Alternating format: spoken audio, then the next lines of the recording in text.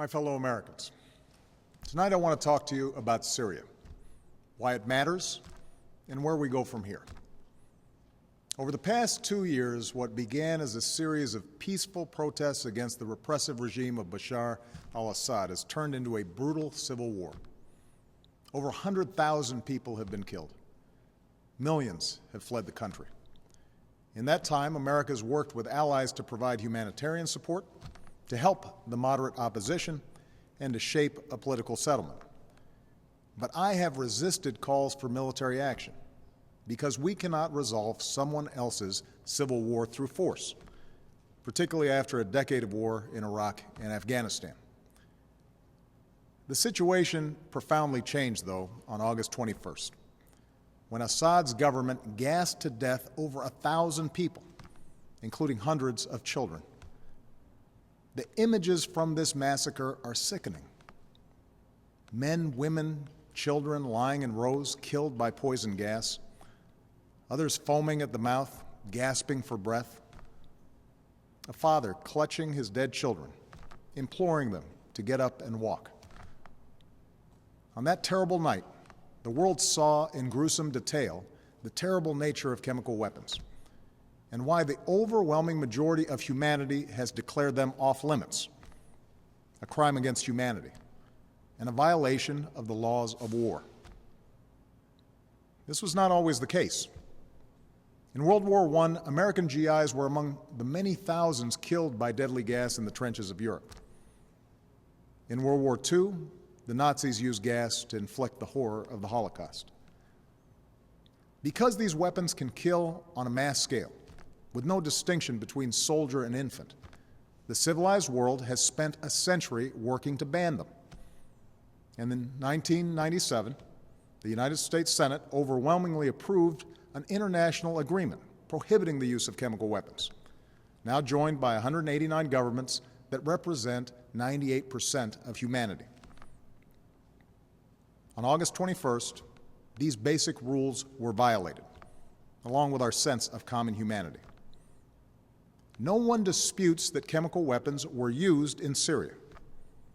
The world saw thousands of videos, cell phone pictures, and social media accounts from the attack.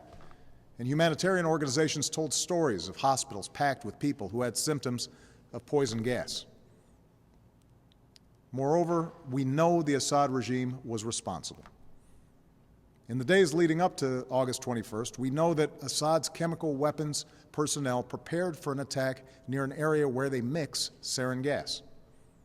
They distributed gas masks to their troops. Then they fired rockets from a regime-controlled area into 11 neighborhoods that the regime has been trying to wipe clear of opposition forces. Shortly after those rockets landed, the gas spread, and hospitals filled with the dying and the wounded. We know senior figures in Assad's military machine reviewed the results of the attack, and the regime increased their shelling of the same neighborhoods in the days that followed. We've also studied samples of blood and hair from people at the site that tested positive for sarin. When dictators commit atrocities, they depend upon the world to look the other way until those horrifying pictures fade from memory. But these things happened. The facts cannot be denied.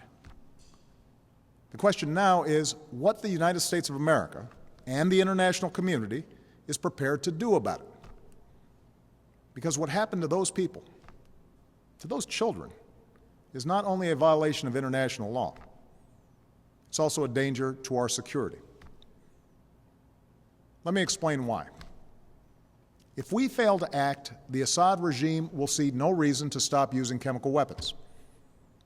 As the ban against these weapons erodes, other tyrants will have no reason to think twice about acquiring poison gas and using them.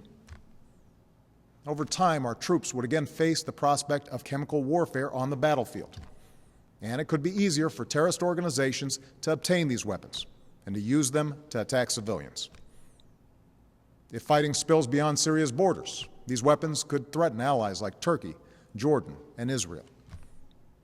And a failure to stand against the use of chemical weapons would weaken prohibitions against other weapons of mass destruction, and embolden Assad's ally, Iran, which must decide whether to ignore international law by building a nuclear weapon or to take a more peaceful path. This is not a world we should accept. This is what's at stake. And that is why, after careful deliberation, I determined that it is in the national security interests of the United States to respond to the Assad regime's use of chemical weapons through a targeted military strike. The purpose of this strike would be to deter Assad from using chemical weapons, to degrade his regime's ability to use them, and to make clear to the world that we will not tolerate their use. That's my judgment as Commander-in-Chief. But I'm also the president of the world's oldest constitutional democracy. So even though I possess the authority to order military strikes, I believed it was right, in the absence of a direct or imminent threat to our security, to take this debate to Congress. I believe our democracy is stronger when the president acts with the support of Congress. And I believe that America acts more effectively abroad when we stand together. This is especially true after a decade that put more and more war-making power in the hands of the president and more burdens on the shoulders of our troops, while sidelining the people's representatives from the critical decisions about when we use force. Now, I know that after the terrible toll of Iraq and Afghanistan, the idea of any military action, no matter how limited, is not going to be popular. After all, I've spent 4.5 years working to end wars, not to start them. Our troops are out of Iraq. Our troops are coming home from Afghanistan.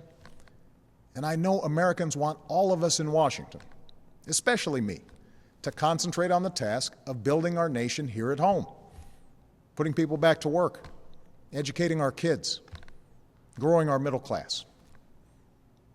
It's no wonder then that you're asking hard questions. So let me answer some of the most important questions that I've heard from members of Congress and that I've read in letters that you've sent to me.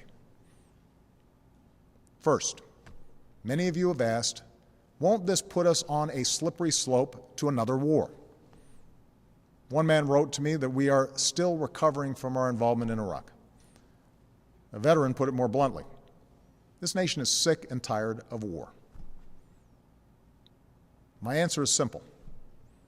I will not put American boots on the ground in Syria. I will not pursue an open-ended action like Iraq or Afghanistan. I will not pursue a prolonged air campaign like Libya or Kosovo. This would be a targeted strike to achieve a clear objective, deterring the use of chemical weapons and degrading Assad's capabilities. Others have asked whether it's worth acting if we don't take out Assad.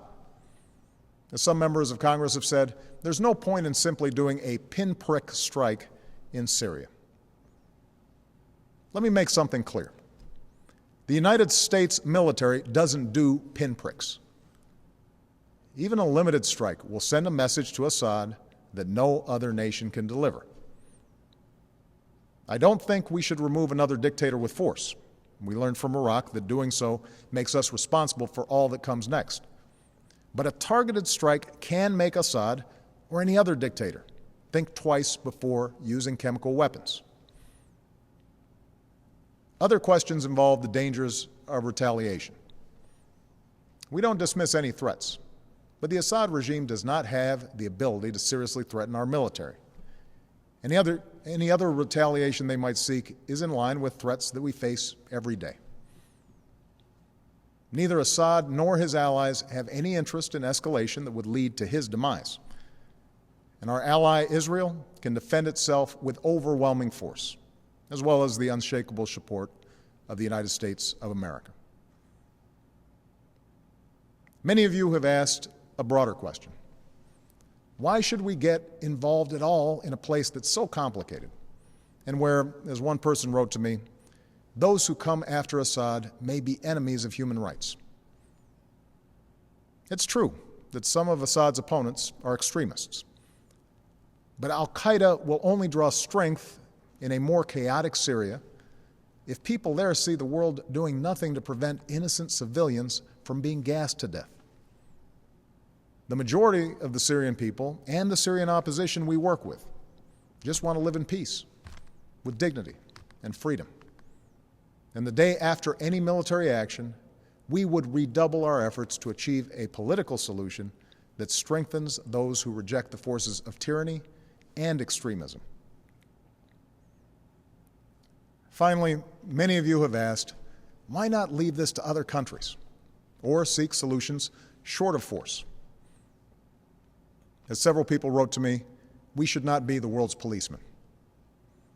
I agree, and I have a deeply held preference for peaceful solutions. Over the last 2 years, my administration has tried diplomacy and sanctions, warnings and negotiations, but chemical weapons were still used by the Assad regime. However, over the last few days, we've seen some encouraging signs. In part because of the credible threat of U.S. military action, as well as constructive talks that I had with President Putin, the Russian government has indicated a willingness to join with the international community in pushing Assad to give up his chemical weapons.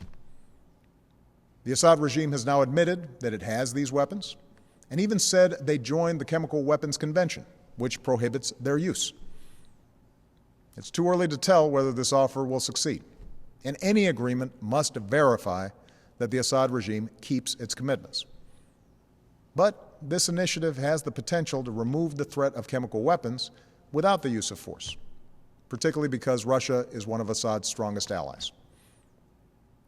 I have therefore asked the leaders of Congress to postpone a vote to authorize the use of force while we pursue this diplomatic path. I'm sending Secretary of State John Kerry to meet his Russian counterpart on Thursday, and I will continue my own discussions with President Putin. I've spoken to the leaders of two of our closest allies, France and the United Kingdom, and we will work together in consultation with Russia and China to put forward a resolution at the UN Security Council requiring Assad to give up his chemical weapons and to ultimately destroy them under international control. We'll also give UN inspectors the opportunity to report their findings about what happened on August 21st. And we will continue to rally support from allies from Europe to the Americas, from Asia to the Middle East, who agree on the need for action. Meanwhile, I've ordered our military to maintain their current posture, to keep the pressure on Assad, and to be in a position to respond if diplomacy fails. And tonight I give thanks again to our military and their families for their incredible strength and sacrifices. My fellow Americans, for nearly 7 decades, the United States has been the anchor of global security. This has meant doing more than forging international agreements. It has meant enforcing them. The burdens of leadership are often heavy, but the world's a better place because we have borne them. And so, to my friends on the right, I ask you to reconcile your commitment to America's military might with a failure to act when a cause is so plainly just. To my friends on the left, I ask you to reconcile your belief in freedom and dignity for all people with those images of children writhing in pain and going still on a cold hospital floor. For sometimes resolutions and statements of condemnation are simply not enough. Indeed, I'd ask every member of Congress and those of you watching at home tonight to view those videos of the attack and then ask, what kind of world will we live in if the United States of America sees a dictator brazenly violate international law with poison gas and we choose to look the other way?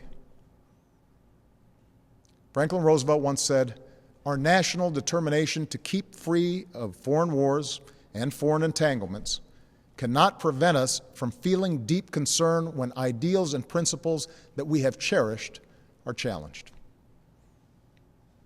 Our ideals and principles, as well as our national security, are at stake in Syria, along with our leadership of a world where we seek to ensure that the worst weapons will never be used.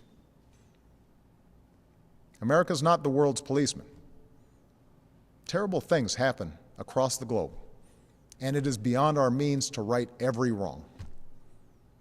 But when, with modest effort and risk, we can stop children from being gassed to death and thereby make our own children safer over the long run, I believe we should act. That's what makes America different. That's what makes us exceptional. With humility, but with resolve, let us never lose sight of that essential truth. Thank you, God bless you, and God bless the United States of America.